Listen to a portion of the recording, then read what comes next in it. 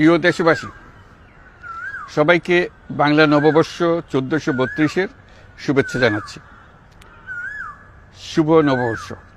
পহেলা বৈশাখ আমাদের প্রাণের উৎসব, বাঙালির সার্বজনীন উৎসব।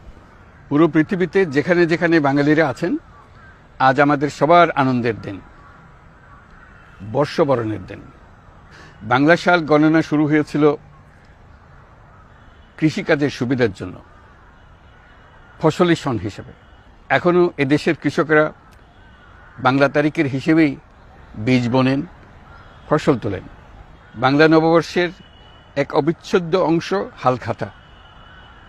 এখনকার আধুনিক সময়েও এখনও এই হালখাতার ঐতিহ্যকে ধরে রেখেছেন বাংলাদেশের হাটে বাজারে, শহরে বন্দরে।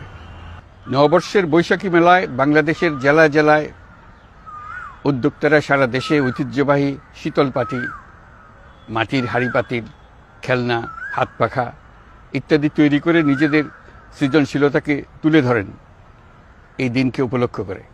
বাংলাদেশের সংস্কৃতি ও ঐতিহ্য রক্ষায় এবং একে এগিয়ে নিয়ে যেতে আমাদের সবাইকে সক্রিয় ভূমিকা রাখার জন্য অনুরোধ জানাচ্ছি।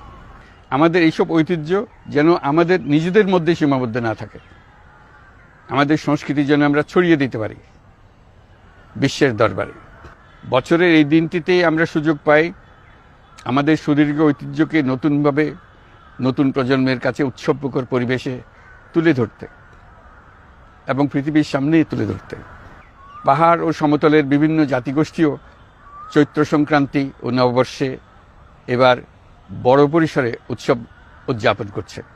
পহেলা বৈশাখ সম্প্রীতির দিন, মহামিলনের দিন, আজ সবাইকে আপন করে নেওয়ার দিন। এবারের নববর্ষ নতুন বাংলাদেশের প্রথম নববর্ষ। আসুন আমরা বিগত বছরগুলোর গ্লানি, দুঃখ, বেদনা, অসুন্দর ও অশুভকে ভুলে গিয়ে নতুন প্রত্যয়ে, নতুন উদ্যমে সামনের দিকে এগিয়ে চলুন নতুন বাংলাদেশ গড়ে তুলি। 24-এর গণ অভ্যুত্থান আমাদের সামনে বৈষম্যহীন বাংলাদেশ গড়ে তোলার সুযোগ এনে দিয়েছে। এই সুযোগ যেন আমরা না হারাই। বৈষম্যহীন বাংলাদেশ গড়াই হোক এবছর নববর্ষের আমাদের অঙ্গীকার। আমি নববর্ষের সকল আয়োজন ও উদ্যোগের সাফল্য কামনা করছি। নববর্ষ 1432 আমাদের সবার জন্য শুভদিনের সূচনা করুক।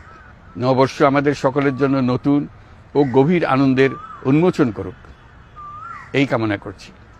সবাইকে আবারও আমার নববর্ষের শুভেচ্ছা ও সালাম জানাচ্ছি।